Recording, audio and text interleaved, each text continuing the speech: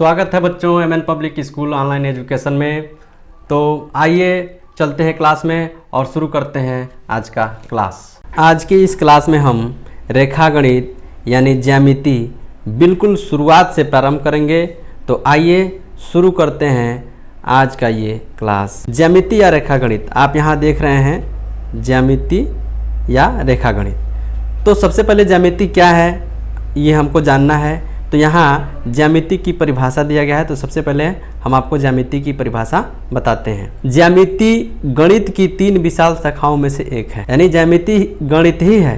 गणित 3 शाखाएं होती है गणित की, जिसमें से एक शाखा ये है, यानी कि ज्यामिति गणित की 3 विशाल शाखाओं में से एक है, जिसमें बिंदुओं, रेखाओं, तलों और ठोस चीज़ों के गुण स्वभाव, मापन और उनके अंतरिक्ष में सापेक्षिक स्थिति का अध्ययन किया जाता है। इसको एक बार मैं समझाने का प्रयास करता हूँ कि ज्यामिति गणित की 3 विशाल शाखाओं में से एक शाखा है, जिसमें हम बिंदुओं, रेखाओं, तलों, ठोस चीज़ों के गुण स्वभाव, मापन और उनके अंतरिक्ष में सापेक्षिक स्थिति का अध्ययन किया जाता है।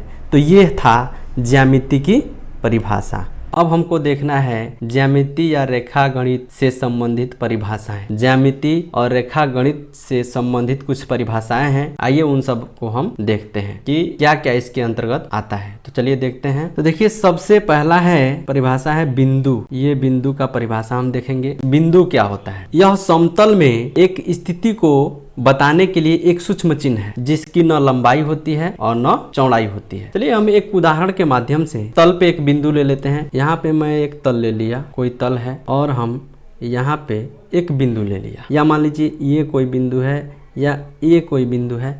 तो ये जो है बिंदु कोई तल पर किसी स्थिति को बताती है, सूक्ष्म चिन्ह है, जिसकी न लंबाई होती है और न ही चौड़ाई होती है। तो ये रहा बिंदु। अब आइए अगला दूसरा पॉइंट देखते हैं। दूसरा परिभाषा क्या है? आप यहाँ देखेंगे रेखा। किसी तल पर स्थित किसी बिंदु के दोनों ओर अनंत रूप से बढ़ी हुई आकृति को रेखा कहते हैं। मान लीजिए ये हमारा जो श्यामपट्ट है, ये एक तल है, और इस तल पर स्थित किसी बिंदु के दोनों ओर अनंत रूप से बढ़ी हुई आकृति को रेखा कहते हैं। तो यहाँ हम देख लेते हैं, ये एक रेखा है, आप देख रहे हैं। यहाँ कोई बिंदु है और इस बिंदु के दोनों ओर यह अनंत रूप से बढ़ी हुई दिखाई दे रही है। तो ये हमारा रेखा का परिभाषा है कि किसी तल पर स्थित किसी बिंदु के दोनों ओर अनंत रूप से बढ़ी हुई आकृति को रेखा कहते हैं, जिसको हम यहाँ उदाहरण के माध्यम से आपको बता दिए। चलिए आगे चलते हैं। तीसरा नंबर कौन सी परिभाषा है उसको हम देख लेते हैं। किरण क्या होता है? किरण की परिभाषा हम यहाँ देख लेते हैं। किसी तल पर स्थित किसी बिंदु के एक ही ओर अनंत रूप से बढ़ी हुई आकृति को किरण कहते हैं। इसको हम एक उदाहरण के माध्यम से यहाँ समझ लेते हैं।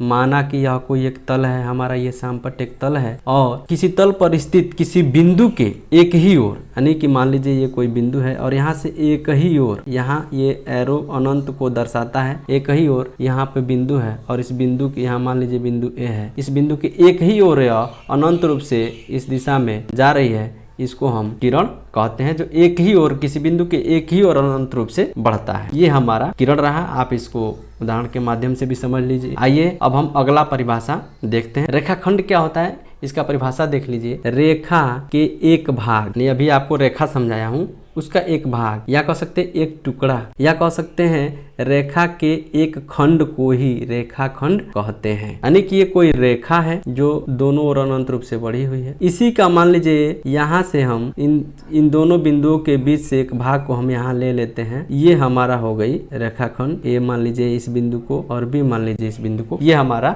रेखाखंड ए बी ए कहलाए। तो आप ये रेखाखंड को समझ गए। हम रेखा गणित में, ज्यामिति में आने वाले जो परिभाषाएं थी उसको हमने बता दिया, और भी जो परिभाषाएं हम उनको बताएंगे। तो बच्चों, अभी हमने इस क्लास में हमने ज्यामिति या रेखा गणित के निम्न बिंदुओं पे हमने चर्चा किया। ज्यामिति की परिभाषा बताई, बिंदु की परिभाषा बताई, रेखा का परिभाषा बताया, किरण का परिभाषा बताया और रेखाखंड का परिभाषा बताया, और इन सभी को हमने बारी बारी से आपको उदाहरण के माध्यम से समझा भी दिया। तो आगे हम फिर से इस क्लास के दूसरे पार्ट में हम आपको इसके आगे का जो परिभाषा है, जो भी चीज़ है ज्यामिति या रेखागणित के अंतर्गत, उसको हम बताएंगे और आप लोग देख के और उसको जो भी मैंने बता दिया उसको नोट कर लीजिएगा। इसको दोबारा से क्लास को अटेंड करके लिख लीजिएगा और उसको याद कर लीजिएगा, ताकि आने वाले जो प्रश्नावली होगी या जो भी इससे संबंधित प्रश्न होंगे जिसको आप आसानी से कर सकेंगे। इसलिए आप इसको नोट कर लीजिएगा, नोट बना लीजिएगा और उसमें नोट कर लीजिएगा। तो फिर हम मिलते हैं अगले क्लास में। Thank you.